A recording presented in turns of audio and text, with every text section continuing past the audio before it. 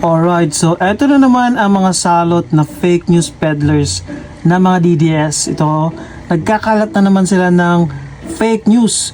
Okay, sabi dito, itong Turismo Central Luzon, Davao City ranks number 1 in PH for living, working, and investing. No such thing. Okay, no such thing. Ito yung CEO World na sinasite nila. Okay, sabi dito CEO World. So ito yung pagmamayari ng isang Indian businessman. Okay, and dami lang mga pinagsasabing mga fake news. Nakakaya itong mga putang inang walang niya mga DDS na to. Hindi lang yan actually. So ito rin, Inside Davao na Facebook page. Okay, Davao City ranks number 1 in PH for living, working, and investing. No such freaking thing. Okay, ito rin, Philippine Express, Davao City ranks number 1 in PH for living. Nagbubudulan to. It's either isa yung may-ari nito o grupo sila, or talagang bobo lang talaga yung mga may-ari ng mga pages na to, and nagbubudulan sila naglolokohan kasi nga bobo, salot, mahinang utak, mga adik, asal criminal nga, di ba? Kaya nagpapakalat sila ng fake news.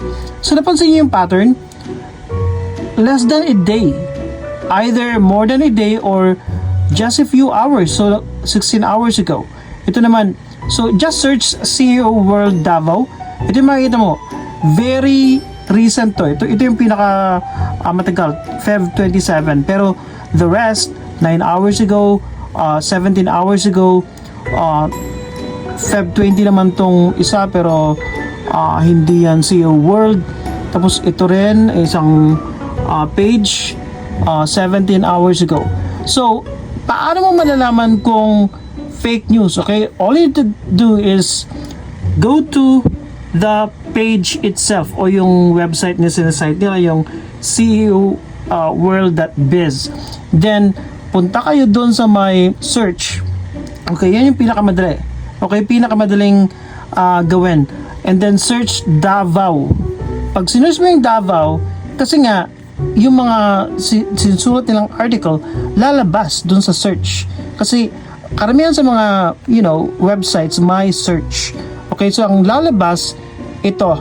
Okay, rank safest cities in the world. Check natin kung may Davao.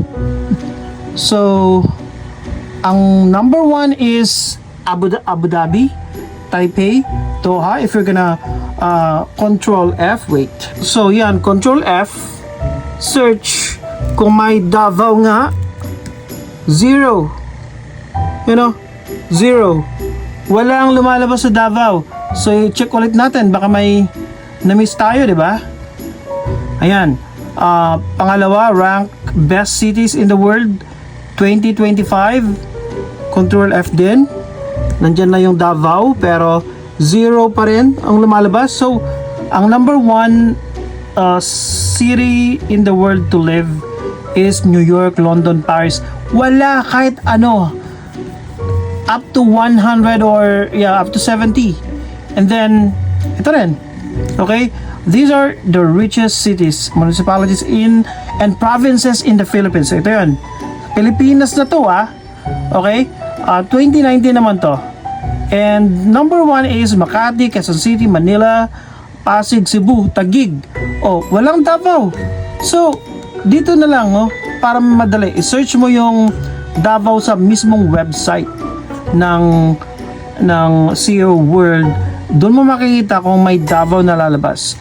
May lumalabas pero walang Davao at all if you're gonna check on each of this. So, itong mga putang inang bobong itong mga to, mga salot ni Dugongyo, nagpapakalat na naman sila ng fake news. Nakakaya sila, di ba? Mga walang modo, bastos, siraulo, fake news peddler. Ganyan yung mga yan. At itong nakakalungkot, ang dami nilang engagement. Kasi nga, yung mga followers nila, mga bobo rin. Mga bobo. Okay, magpakalat ka lang ng fake news na sinasamba mo yung mga Duterte at yung mga fake news na number 1 ang Davao sa ganito, ganyan. Tuwang-tuwa sila kasi nga, yun na yung choice nila eh. Gusto nila mabudol kasi nga bobo silang lahat. Mga siraulot salot.